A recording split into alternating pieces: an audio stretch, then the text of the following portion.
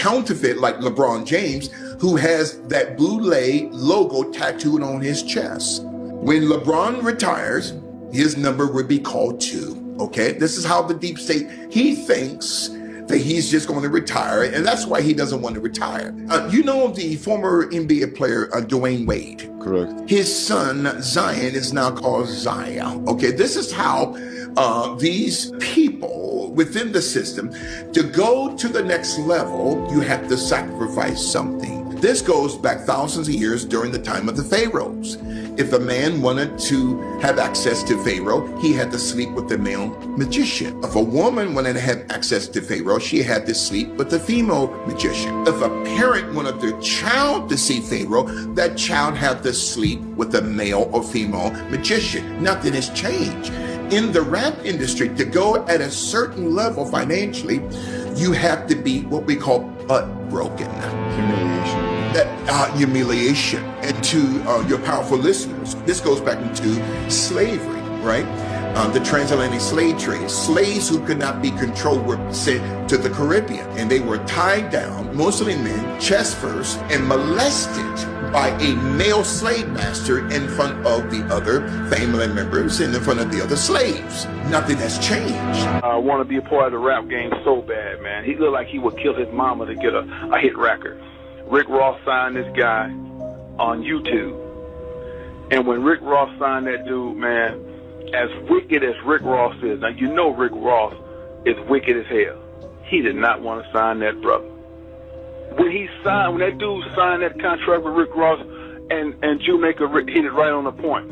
He looked at that contract, man, he just shook his head. But you can see it in his eyes. He just had a look where all bets are off, like, God damn, another brother gone. You see what I'm saying? But them demons got to be fed, man. He has to do it. He has to feed the demons, meaning he got to keep signing. He got to find people who's wonderful and dumb enough to want to sell their soul. Once you get into the sodomite world of Hollywood, you have to keep initiating.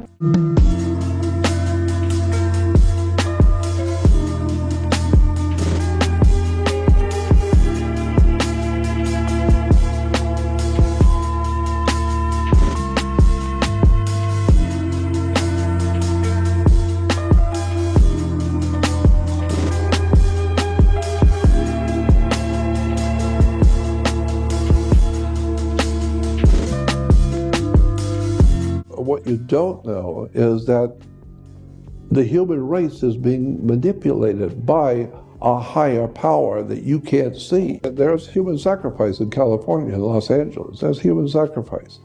Have you heard that is actually real? Oh, God, yeah, of course. There's human sacrifice goes on continually in Hollywood. There's human sacrifice. Children are being sacrificed. Why?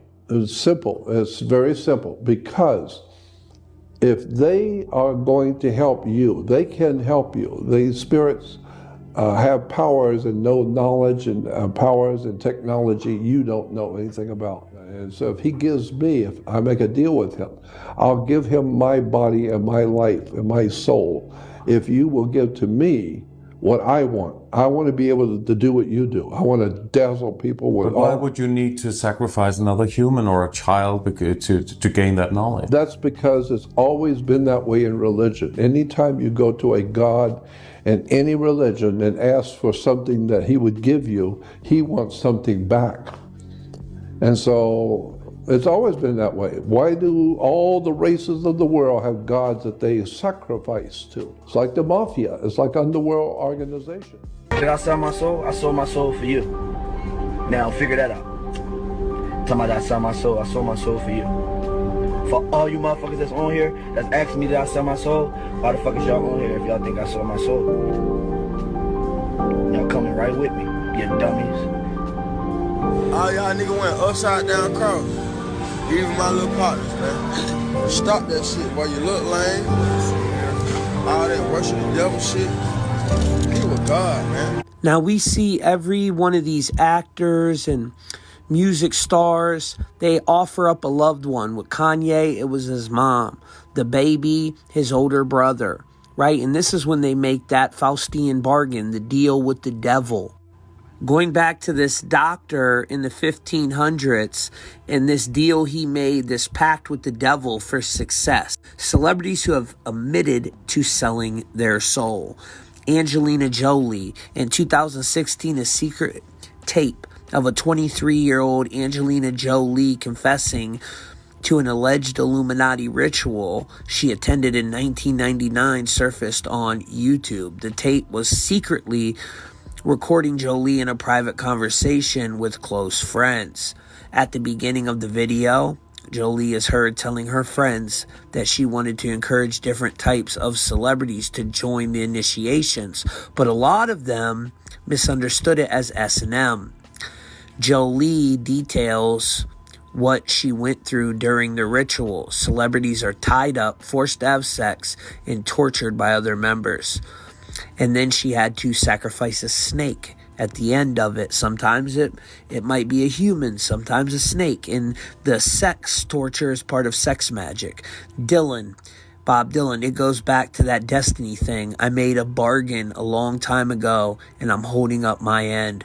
Bradley, who was interviewing Dylan, what was your bargain, Dylan, to get where I am now? Bradley, should I ask who you made that bargain with? Dylan, the chief commander. You ever look at music and say, wow, that you've written, and look back at it and say, whoa, that surprised me? I don't know how I got to write those songs.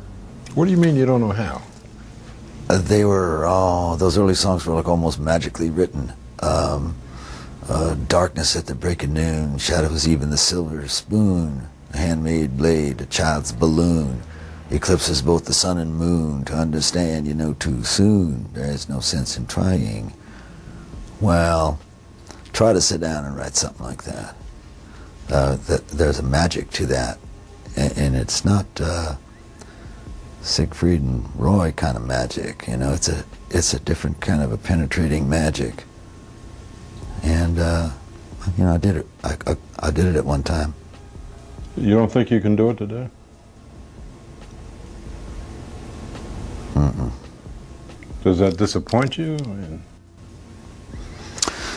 Well, you can't do something forever, and I did it once, and I can do other things now, but I can't do that.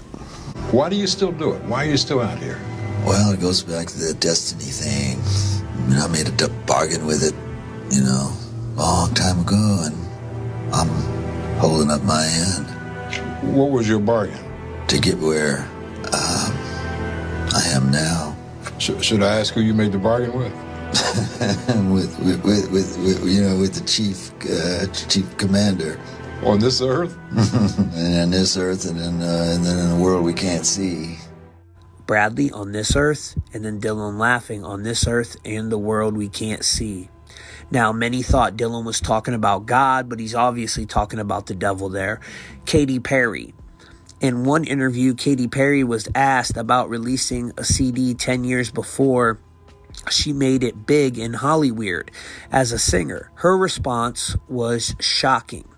Interview, you're doing really well now, but didn't you release a CD almost 10 years ago? That's the interviewer. Katy Perry, yeah, I released a gospel record when I was 15. I grew up in a household where all I ever wanted to do was sing gospel music, and my parents are traveling ministers.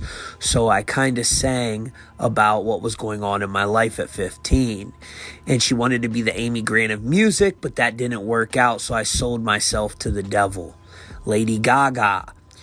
An article reports that the pop star Lady Gaga has openly spoken about a link with the Illuminati, saying, I deeply regret selling my soul to the dark forces of the Illuminati organization. She allegedly blames her fibromyalgia syndrome on dark forces manifesting in her body when she sold her soul to this organization.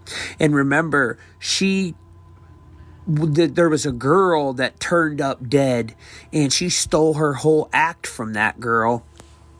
That was one of her first offerings to these dark magicians. Well, needless to say, sold my soul. sometimes they don't want to, and they're, you know, Gaga, we can't get, you know, the frequency's weird, and, you know, it's sounding a little bit strange, and I'm like, if you don't get this right now, I swear to Lucifer, I'm gonna, you know, I get a little bit mad. And, of course, Rihanna is in the building. Hey, Angie. I cannot believe it's been so long that we have done this. You know, I am misunderstood a lot at times. My music, my image, people have their whole thing about me, whether it be me being a devil worshiper or whatever. Besides them reading into my hand over my eye on my album cover. Why is your hand over your eye? Because I'm a devil worshiper. What are you talking about? All right, well, I had tickets to see the devil worshiper. So how it was like when y'all sold the shit? What do you say? When you sold your soul. How the process was when y'all sold the soul? When y'all we like this close. We ain't fully sell yet. But we right there. Go like, I'm gonna let you know. Nah, I ain't show up. You also talk about selling your soul, or people trying to get you to sell your soul. Yeah, people trying to get you to sell your soul in certain situations, and you're not doing it. So when you talk about that, like, how does that even work? Like, people come to you with it's different, like, offers, opportunities, or they like, you talking about some Illuminati shit? No, I'm not talking about that. I'm not talking about. I wish I was talking about the Illuminati. I do a different level of money. I'm talking about the fact that it's simple. Like selling your soul is like it's like if somebody tells you to do something that doesn't align with your morals and principles. You get what I'm saying? To get to a certain level or to stay here. It's like if they tell you, look, hey, in order to get them come be on Breakfast Club, you got to come in here with your ass out. You got to come in here and twerk to the music, goddamn, at the beginning. And if that's not something that aligns with you, with your morals, with your principles, with the way you operate, and you say, hell yeah, I'm a dude, man, this breakfast, I can't miss this opportunity. You sold your motherfucking soul. That's real. What about you getting into a satanic religion? Believing in the devil? No. I didn't say I got into it. I said I was involved with it. Got to meet people like Sammy Davis and that kind of shit. Sammy told me he worshiped the devil. Sammy was like, you know, Satan is as powerful as God. And I was like, what the fuck are you talking about? He says, why do you think there's so much anger in the world and killing and murder and Satan? And he saw my reaction to it, and he kind of lightened up on it. And he was like, the Dantana is dark, and it's the candles on the table, and Sammy's face over the candle. You know, Satan is as powerful as God. But when you give up your manhood, I've never seen somebody recover from it. That was all the people that went to the puffy parties. That was all the people that did all those things thinking that there was never going to be a consequence for what they were doing. Get punked out and pimped out by some greater desire. You shouldn't have a greater desire than being a man. So you see some guys struggling with that. You see Bieber struggling with that. You see some of these guys struggling with that. They can't get it out of their head. They can't get it out of their head. The things that they did, no matter how they did it, whether they were drunk or high or whatever, you gave up your man card. You need therapy. And that's the thing that hurts them the most. And so they end up on drugs, end up every way to try and get rid of any principles there are. And that's what the business does. The women that trade their bodies to go and get the role, they get to the point where they have their Oscar, they have their money, but they don't have their dream. They don't have the soul that they started with. So it's like achieving don't mean anything. If I get all the Nobel Prizes from doing all of this, but in the process I have to trade out all of my integrity to do it so that they can stay in place, what benefit is that if I lose my integrity? You got to go in as a principal. And what we were brought in here as men. We produce 1,500 sperm per heartbeat for a reason, because the aggression is necessary. You don't trade that in, no matter what. Did you ever have the opportunity where you got invited and you said no to it? Hell yeah. What was the consequence yeah. when you said no? Puffy invited me for weeks, asking me to come and teach him how to, wanted me to be his acting coach for a while. Go there and he's sitting around just looking. I'm like, okay, what's the material you want to work on? He's just looking at me. Then next thing you know, okay, hey, will you help me? I want to hear your music. So I come over there and I play the music, and he's sitting there just looking at me, like waiting. Okay. So then my assistant was like, he wants to hang out with you next week. And I was like, for what? He's like, I think he's trying to f you. That's what my assistant said. I was like, oh, okay. Now I get it. So now no more communication. Now you know to be hands off with somebody. A number of producers come in and make the approach, and you threaten to punch them in the mouth, or threaten to knock their head off for talking to you like, or looking at you like you're a woman. You know, when you approach a real man about his masculinity, you're going to get a real reaction back. It's a difference when a guy walks in a room and when a man walks into a room. And a man don't take the same things that a guy will accept. So always be the man in the room.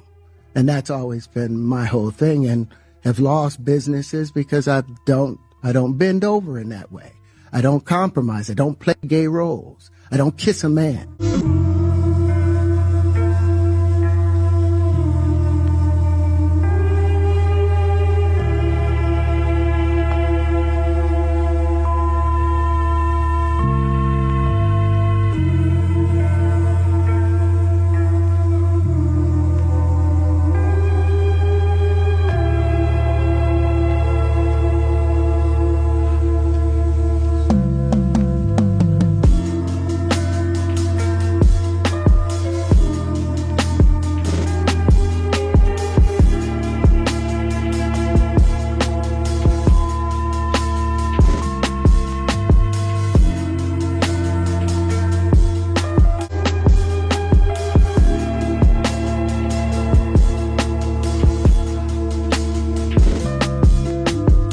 Then the real Hollywood came. All the producers, the musicians, the designers. Do you believe in God? I don't know what that God is.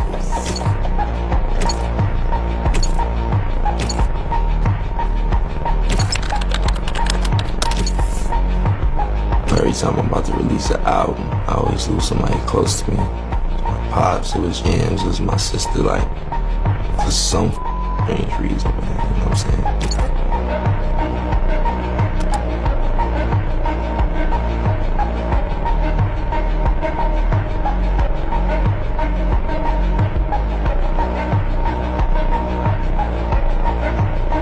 If y'all notice, every time I put out an album, it's like I lose somebody.